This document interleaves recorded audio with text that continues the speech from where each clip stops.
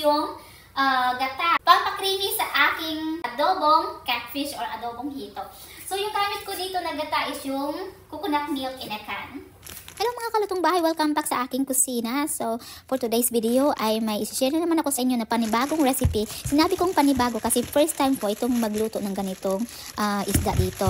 So, may nabili akong catfish sa aming hito tawag dito. Actually, plan ko talaga is ihawin, kaya lang ang laki niya. Kaya sabi ko mas maganda pag adobo kasi nga kahit hiwa-hiwain ko siya, medyo makabuo ako ng ilang piraso. So, ayan. Kanina ko pa ito na-defrost kasi naka-frozen and hinugasan kong maigi. Kasi kung mapansin nyo, yung balat ng hito is napaka-slimy ang dulas niya. Kaya yung technique para matanggal yung dulas, dapat hugasan siya sa salty water at saka matanggal din yung lansa.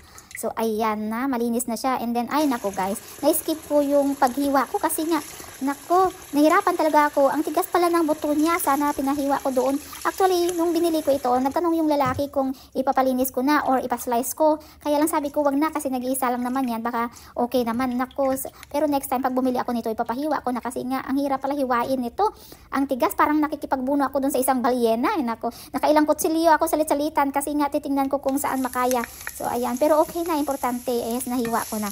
So ayan na, inupisahan ko na yung paggisa. Pagdating sa paggisa, kailangan medyo madami-dami ang ating ginger kasi yung ginger, yun yung nakakatanggal din ng lansa ng catfish. So ayan, ang bango-bango ginger pa lang yan at saka garlic, pero nako, ano talaga yung amoy niya. Yung aroma niya, ang sarap amoy-amoy yun. So ayan, and then ilalagay ko ng aking hito. Nako, sana magustuhan ito ng aking partner kasi nga, nakatikim naman siya ng hito before.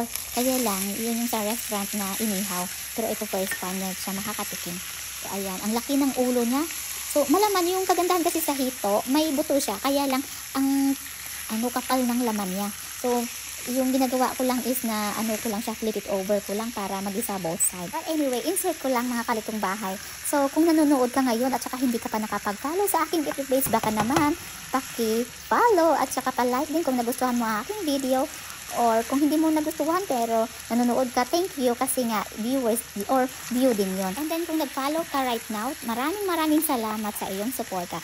And then sa mga gusto dyan matuto or gumaya sa aking mga recipe, pwede nyo gayahin. Just scroll it into my FB page at marami pa akong mga recipes na mga na-share dyan sa aking FB page.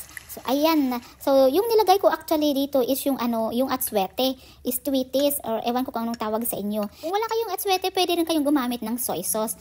It's up to you. And then ayan, naglagay na rin ako ng mga seasoning and then next is vinegar. So after nyo maglagay ng vinegar, take note na wag yung haluin. Just leave it, is takpan nyo na lang siya and then simmer. Pwede nyo siya haluin later on pagka maluto na yung vinegar. Na-season ko na and then pwede naman ako later on magdagdag pagka hindi tama sa aking panlasa. So ayan, naglagay ako ng seasoning powder. So, and then takpan ko siya. A few moments later.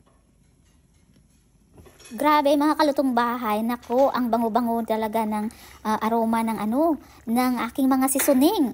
Lalo na yung ginger. So ayan, flip it over ko siya para dahan-dahan kasi madudurog siya kasi luto na talaga yung aking hito. Kaya lang kailangan ko siya luto pa ng konti hanggang sa ma-evaporate yung sauce kasi nga later on maglalagay ako ng gata. So ayan, perfect, tama lang talaga yung lasa ng aking adobong hito. Alright mga kalutong bahay, so yung last ingredients na ilalagay ko is yung gata, pampakreamy sa aking adobong catfish or adobong hito.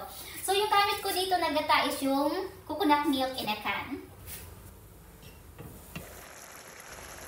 There you go. So, na-add ko ng aking coconut milk. And then, takpan ko siya. Mga ilang minuto, simmer natin siya hanggang maluto yung gata. And then, ayan, flip it over ko ulit para evenly cook ang aking hito sa coconut milk. So, ayan. And then, konting simmer lang.